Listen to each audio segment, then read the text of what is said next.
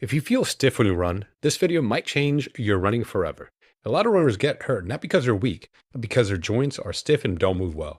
That's especially true for runners in their 40s, 50s, and 60s. I'm Dr. Ray Peralta, a physical therapist and run coach. And over the past 10 years, I've seen this pattern hold true in many of the runners I work with. Today, I'm going to walk you through my favorite mobility exercises to open up your hips, knees, and ankles and toes so your stride feels smooth and powerful again. So, why stiffness causes running injuries? Around 80% of runners get injured every year. And just to be clear, stiffness is not the only cause.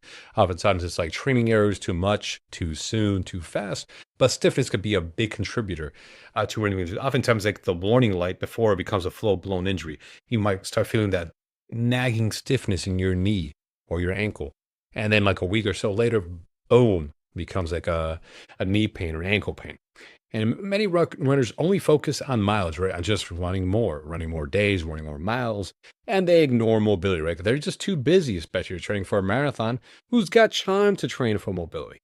But the thing is, when you get injured, the injury is going to force you to pay attention and make time for the mobility. So it's better to uh, do prevention, right? Prevent the injury from happening in the first place by paying attention to mobility in the beginning. Things like tight hips, knees and ankles and toes limit normal running mechanics, right? So maybe you're limping, or excuse me, you're running like slouched, or you're over pronation, right? Your knees are too rigid, your hips are too rigid, not enough hip extension, and these stiff joints force other areas to compensate and absorb stress. By the time runners notice the stiffness, they're already injured. It's already too late. But if you're smart, it's oftentimes you're able to prevent this stuff from happening in the first place. And if you're already injured, obviously work with a physical therapist who understands runners to help you get out of pain or injury. Because, warning, this is not going to replace the information I'm going to share in this YouTube video. It's still going to be generic without getting a proper assessment. So if you are currently injured or dealing with pain, work with a physical therapist to help you get rid of the pain or the injury. Especially ideally someone who works with runners. Anyhow, let's move along. If you want to copy this Google Doc to learn more about mobility and different types of routines for runners, I'm sharing in my free online run group. Click the link in the description to join. So my favorite mobility exercise for runners. And so for the hip, I like the half knee hip flexor stretch, or like a psoas stretch, restores hip extension during push off. I also like the figure 4 hip stretch, essentially like a piriformis stretch, improves hip external rotation. And you also need your hip to have a little bit of rotation motion. So it does, and when it's mobile. Otherwise, if it's too stiff, the stiffness can transmit to the knee and cause problems at the knee. And then when it comes to the knee area, I like stretching the hamstring. I like this supine or on your back hamstring stretch with a strap. Improves your stride mechanics.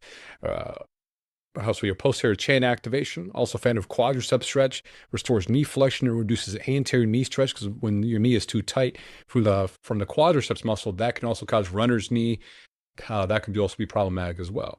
And then at the ankle, I'm a big fan of the ankle dorsiflexion stretch. It improves shock absorption and stride efficiency.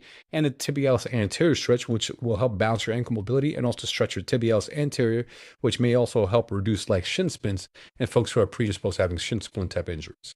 And then in the foot at the toe, I'm a big fan of the big toe extension stretch. You lay your big toe up on the wall, as seen in the image, critical for proper push off in running.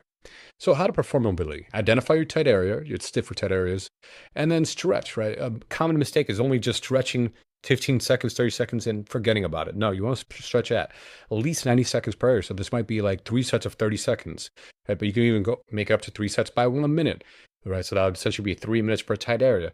And heck, you may even go up to 5 minutes per tight area. So maybe if both your ankles are stiff, and now you're spending 10 minutes a day just working at mobility or stretching for your ankles. So what happens when mobility improves? Running feels smoother and less stiff, less joint ache and tightness after your runs. You have better stride mechanics, better push-off power, and your hips and ankles move freely instead of feeling locked up, right? Maybe you're able to, let's say you train for a marathon. Now, lots of people hit the wall. It's not just because you're not eating enough carbs, it could also be you're just too tight, right? So by improving your mobility, oftentimes you're able to avoid hitting the wall, right? You may still get tired or fatigued. Obviously, you need some carbs because of that, but you won't have to worry about the body all locking up or seizing up because it just got too stiff or rigid.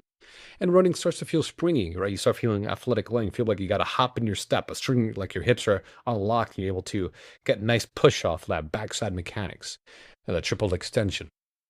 Currently, I have 2 spots open to work with me privately for one-on-one coaching. If you want a personalized plan for your body, your mobility limitations, and your goals, there's a link in the description to apply. Remember, YouTube advice is generic. Even if I'm the one giving the advice on YouTube, without me actually doing an assessment, it's not personalized. When you work with me one-to-one, coaching is personalized. It can be tailored to your weak areas, your tight areas. So in conclusion, mobility is something you practice daily, like brushing your teeth. Don't wait until your injuries start working on it. Spend at least 5, 10, 15 minutes per day opening up your tight areas. And when your joints move better, running becomes easier and more enjoyable again.